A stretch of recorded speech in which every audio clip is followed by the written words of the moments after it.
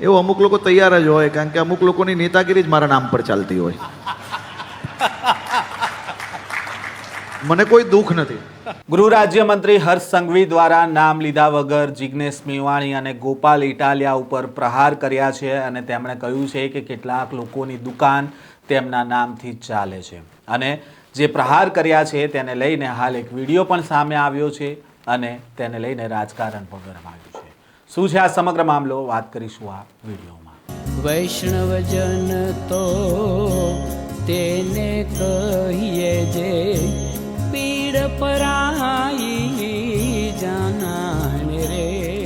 નમસ્કાર, નવજીવન ન્યૂઝમાં આપનું સ્વાગત છે. હું છું જયંત દાફડા.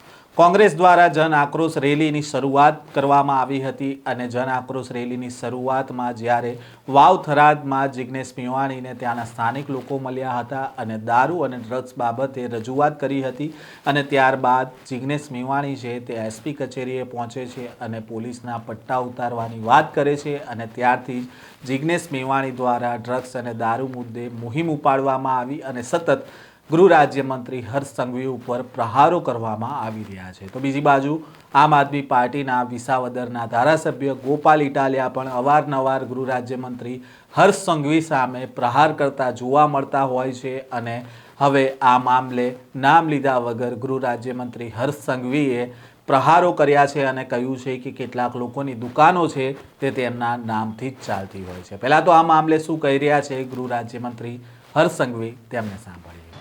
જો હું તો દરરોજ સવારે જ્યારે જાગું ને એટલે મારે તો ફિક્સ લોકો છે બધા જ, બરાબર છે, એ દરરોજ પેકેજ તૈયાર જ હોય.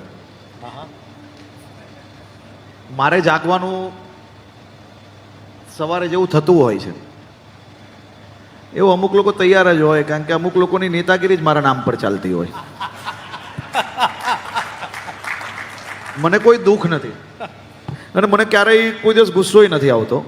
એટલા માટે નથી આવતો કે તમે લોકો બધા જ પોતપોતાના બિઝનેસ ચલાવો છો. બધાએ પોતપોતાનું બિઝનેસ પોતપોતાની આઈડિયાઝથી પોતપોતાની સમજથી ચલાવતા હોય છે. હું કોઈ દિવસ ક્યારેય એકલે નથી દુઃખી થતો, કારણ કે બધા જ લોકોનું અલગ અલગ સમજ, અલગ અલગ લેવલ ઓફ થોટ પ્રોસેસ હોય છે.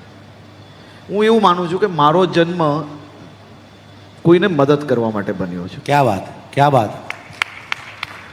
મદદ કરતાં કરતાં કોઈક વાર કદાચ ભૂલ થાય બી, નથી થતી એવું નથી, પરંતુ હું દરરોજ જેને મારાથી ઈર્ષ્યા હોય કે જેને મારાથી વાંધો હોય કે જેની દુકાન મારા નામે ચાલતી હોય, એની દુકાન બરાબર ચાલે કે ના ચાલે કે એની દુકાન બંધ થઈ જાય, એ મારી જવાબદારીમાં નથી આવતું.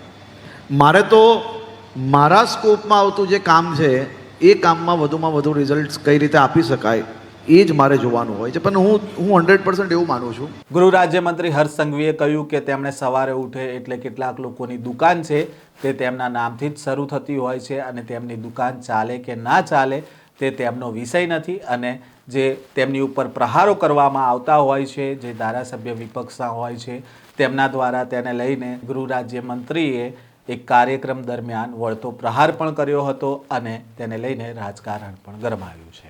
આ પ્રકારના સમાચાર અહેવાલ સાથે ફરી મળીશું. નવજીવન ન્યૂઝ સાથે જોડાયેલા રહેજો.